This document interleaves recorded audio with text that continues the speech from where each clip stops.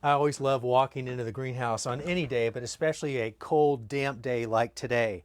But here we are, and what a difference a week has made. So here we are in the third week of the growing process from when we first started documenting in videos, but a lot has changed in the last week.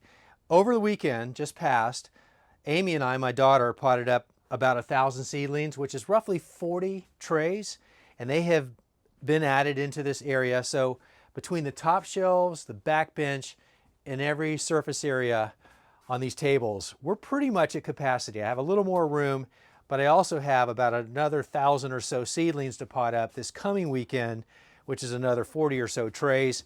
So I will need to make the room. So three things I want to share with you today for takeaways. If you have a greenhouse and you find that you're running out of space and you have benches like I do with shelves underneath, well, certainly you want to take advantage of that space. But you will, like me, probably need to clear out from equipment that you're storing there.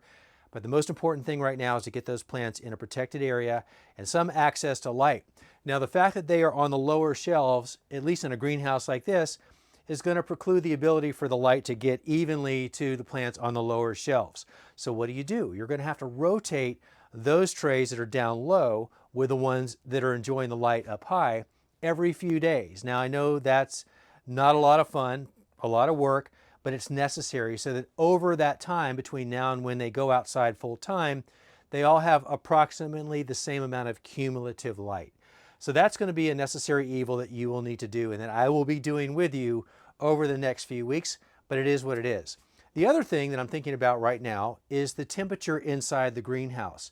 Now, I have supplemental heaters, electric heaters that I plug in that I have will go off and warm this environment to around 40 degrees at night Fahrenheit, and that's all I really need it to do. I am not trying to make it so that these tomatoes and peppers think that they are happy outside in 70 or 80 or even more higher temperatures. That is not necessary, and it's not advisable because heat is one of the drivers to pushing growth.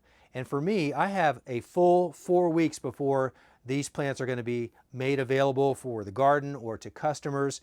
And if I push the growth through heat over the next 4 weeks, these plants are going to be way too big for their containers and really too big to be sellable.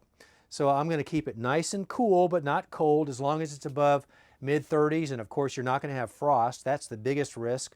Then just dial down the thermostat so it's not so cold and or not too warm either, and you'll be fine. So that's what I'll be doing. And then the other thing is watering. Now, as I walk around here, oftentimes I'm inspecting to see whether or not it looks as though my seedlings need water.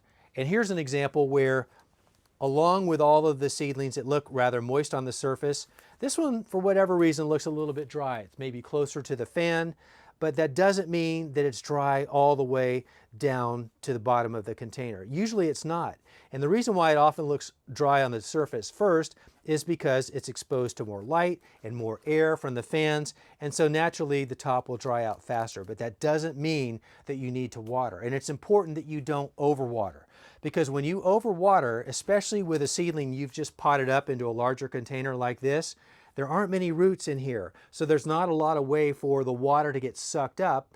And because seed starting and potting mix is designed to hold moisture very well, you really don't want that much moisture sitting in here that can't be moved up through the plant, because that can end up rotting the roots in the plant, and that's obviously not a good thing. So my recommendation to you is err on the side of going on the drier side than on the wetter side. These plants will be fine, and if they start to wilt a little bit because they're dry, then just water them and they'll perk back up. And I would much rather be faced with that scenario than one where I've watered too much and then I run the risk of losing the plant because of that. Because the roots are what we really want to develop at this point, and they only form in the air spaces between the soil particles. But if you overwater, you're pushing out the air, and water is filling that void, and that's not really what you want at this point. So hopefully those tips help you if you encounter any of the things that I just mentioned, to help you as you progress through the growing season and get your plants ready to go outside in the garden too.